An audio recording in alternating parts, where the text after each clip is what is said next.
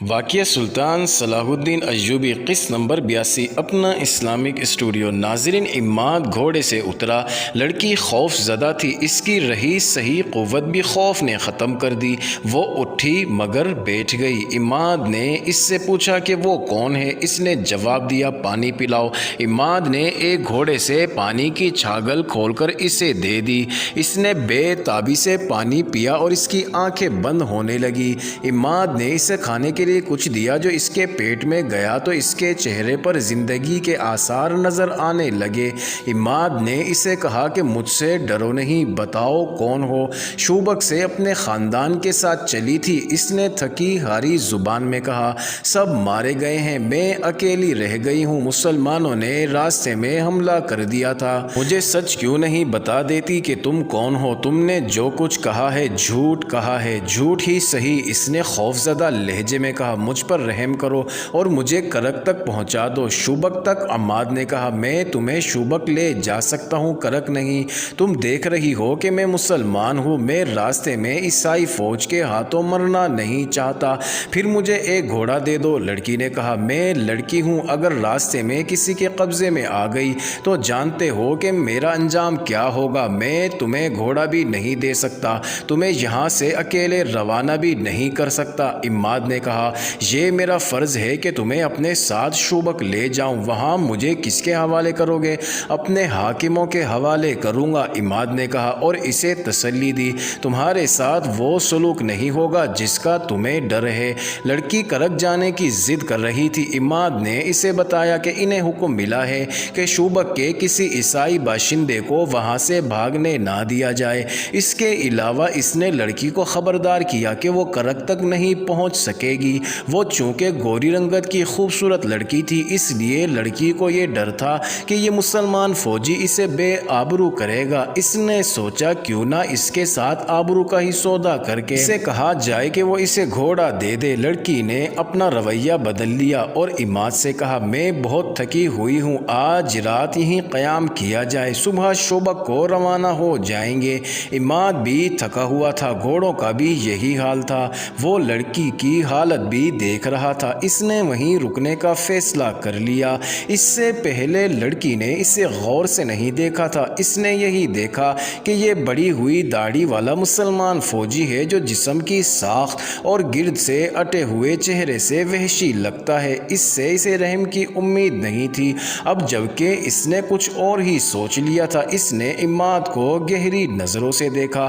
اس وقت عماد بھی اسے گہری نظروں سے دیکھ رہا تھا اور سوچ رہا تھا کہ اس قدر حسین لڑکی کا اس صحرا میں اکیلے رہ جانا، جہاں صلیبی اور اسلامی سپاہی لمبے عرصے سے بھوکے بھیڑیوں کی طرح بھاگتے دوڑتے پھر رہے ہیں، اس کے لیے کتنا خطرناک ہے۔ اور یہ بھی ہو سکتا ہے کہ اس لڑکی پر سپاہی یا کماندار آپس میں ہی لڑ مرے، وہ خود بھی فرشتہ نہیں تھا۔ اس نے لڑکی کی آنکھوں میں جھانکا، اس وقت لڑکی اسے دیکھ رہی تھی۔ عماد نے کوشش کی کہ وہ لڑکی سے نظریں پھیر لے، مگر لڑکی کی آنکھوں نے اس کی آنکھوں کو گرفتار کر لیا۔ اس نے اپنے جسم کے اندر کوئی ایسا جذبہ محسوس کیا جو اس کے لیے اجنبی تھا۔ اس نے ایک بار نظریں جھکا لی، مگر آنکھیں اپنے آپ اوپر اٹھ گئیں اور وہ بے چین سا ہونے لگا۔ لڑکی کے ہونٹوں پر ہلکی سی مسکراہٹ آ گئی۔ عماد نے آہستہ سے کہا، شاید تم کنواری ہو؟ ہاں، لڑکی نے جواب دیا اور ذرا سا بھی سوچے بغیر کہہ دیا، میرا دنیا میں کوئی نہیں رہا، اگر میرے ساتھ کرک چلو تو میں تمہارے ساتھ شادی کر لوں گی۔ عماد بیدار سا ہو گیا۔ اس نے کہا، پھر تم مجھے کہو گی کہ اپنا مذہب تبدیل کر لو، جو میں نہیں کر سکوں گا۔ تم شوبک چل کر میرے ساتھ شادی کرو اور مسلمان ہو جاؤ، مجھے بہرحال کرک جانا ہے۔ لڑکی نے کہا، اگر میرے ساتھ وہاں تک چلو گے تو تمہاری دنیا بدل جائے گی۔ لڑکی نے سودا بازی شروع کر دی تھی، لیکن عماد کچھ اور ہی سوچ رہا تھا۔ یہ سوچ ایسی تھی جسے وہ سمجھ نہیں سکتا تھا۔ وہ بار بار لڑکی کے چہرے، اس کے ریشمی بالوں اور آنکھوں کو دیکھتا اور سر جھکا کر سوچ میں کھو جاتا تھا۔ لڑکی کے جیسے وہ کوئی بات سن ہی نہیں رہا تھا۔ تھوڑی دیر بعد لڑکی کا چہرہ گہری شام کی تاریکی میں چھپ گیا۔ اس نے گھوڑے کے ساتھ بندھے ہوئے تھیلے میں سے کھانے کی 2-3 چیزیں نکالی، لڑکی کو دی اور خود بھی کھائیں۔ اس کا جسم اس قدر نڈھال تھا کہ جو ہی لیٹا اس کی آنکھ لگ گئی۔ معزز ناظرین، آدھی رات کے بہت بعد لڑکی نے کروٹ بدلی اور اس کی آنکھ کھل گئی۔ اس نے عماد کو دیکھا، وہ خراٹے لے رہا تھا۔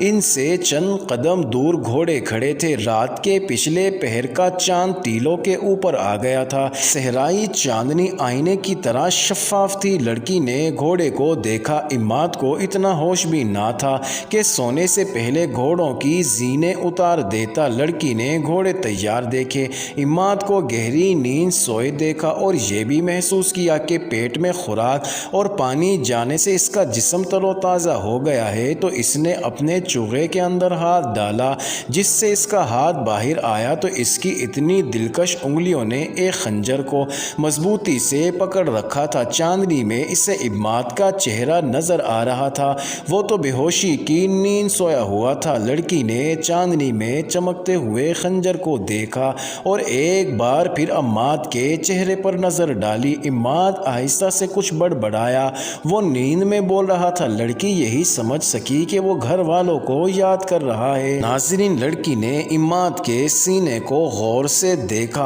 اور اندازہ کیا کہ اس کا دل کہاں ہے۔ وہ ایک سے دوسرا وار نہیں کرنا چاہتی تھی، یہ وار دل پر ہونا چاہیے تھا تاکہ عماد فوراً مر جائے، ورنہ وہ مرتے مرتے بھی اسے مار ڈالے گا۔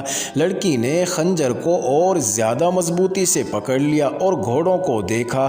اس نے دل ہی دل میں پورا عمل دہرایا۔ وہ خنجر دل میں اتار دے گی اور بھاگ کر ایک گھوڑے پر سوار ہو جائے گی اور گھوڑے کو ایڑ لگا دے گی۔ وہ سپاہی نہیں تھی، ورنہ وہ بلا سوچے سمجھے خنجر مار کر عماد کو ختم کر دیتی۔ یہی وجہ کافی تھی کہ عماد مسلمان ہے اور اس کا دشمن، مگر وہ بار بار عماد کے چہرے پر نظریں گاڑ لیتی تھی اور جب اسے قتل کرنے کے لیے خنجر مضبوطی سے پکڑتی تھی تو اس کا دل دھڑکنے لگتا تھا۔ عماد ایک بار پھر بڑبڑایا، اب کہ اس کے الفاظ ذرا صاف تھے۔ وہ خواب میں اپنے گھر پہنچا ہوا تھا۔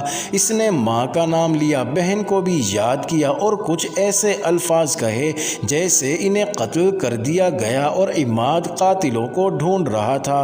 کوئی احساس یا جذبہ لڑکی کا ہاتھ روک رہا تھا۔ خوف بھی ہو سکتا تھا، یہ قتل نہ کرنے کا جذبہ بھی ہو سکتا تھا۔ لڑکی بے چین ہو گئی۔ اس نے یہ ارادہ کیا کہ قتل نہ کرے۔ آہستہ سے اٹھے، گھوڑے پر بیٹھے اور آہستہ آہستہ اس کھڈے سے نکل جائے۔ وہ اٹھی اور خنجر ہاتھ میں لیے گھوڑے کی طرف چل پڑی، مگر ریت نے اس کے پاؤں جکڑ لیے۔ اس کے رک کر عماد کو دیکھا تو اچانک اس کے ذہن میں یہ خیال آیا کہ اس مرد نے اتنی بھی پرواہ نہیں کی کہ اسے ایک جوان لڑکی تنہائی میں مل گئی ہے، اور اس نے یہ بھی نہیں سوچا کہ یہ لڑکی عیسائی ہے جو اسے سوتے میں قتل کر سکتی ہے، اور اس نے گھوڑے کی زینیں بھی نہیں اتاری اور اس نے اپنی برچھی اور تلوار بھی احتیاط سے نہیں رکھی۔ کیوں؟ کیا اسے مجھ پر بھروسہ تھا؟ کیا یہ اتنا ہی بے حس ہے کہ میری جوانی اس کے اندر کوئی جذبہ بیدار نہیں کر سکی؟ اسے ایسے محسوس ہونے لگا جیسے اس آدمی نے اسے گھوڑے سے زیادہ قیمتی نہیں سمجھا۔ وہ آہستہ آہستہ ایک گھوڑے تک پہنچی۔ گھوڑا ہنہنایا۔ لڑکی نے گھبرا کر عماد کو دیکھا۔ گھوڑے کی آواز پر بھی اس کی آنکھ نہ کھلی۔ وہ 3 گھوڑوں کی اوٹ میں کھڑی ایک گھوڑے پر سوار ہونے کا ارادہ کر رہی تھی کہ اسے اپنے عقب سے آواز سنائی دی، کون ہو تم؟ لڑکی نے چونک کر پیچھے دیکھا۔ ایک آدمی نے منہ سے وصل بجائی اور کہا، ہماری یہ قسمت۔ وہ 2 تھے۔ دوسرا ہنسا۔ لڑکی زبان سے پہچان گئی کہ یہ صلیبی ہیں۔ ایک نے لڑکی کو بازو سے پکڑا اور اپنی طرف کھینچا۔ لڑکی نے کہا، میں صلیبی ہوں۔ دونوں آدمی ہنس پڑے اور ایک نے کہا، پھر تو تم سالم یعنی پوری کی پوری ہماری ہو۔ آؤ معزز ناظرین، یہ انٹرسٹنگ ویڈیو جاری ہے، اگلی ویڈیو قسط نمبر 83 میں دیکھنا مت بھولیے گا۔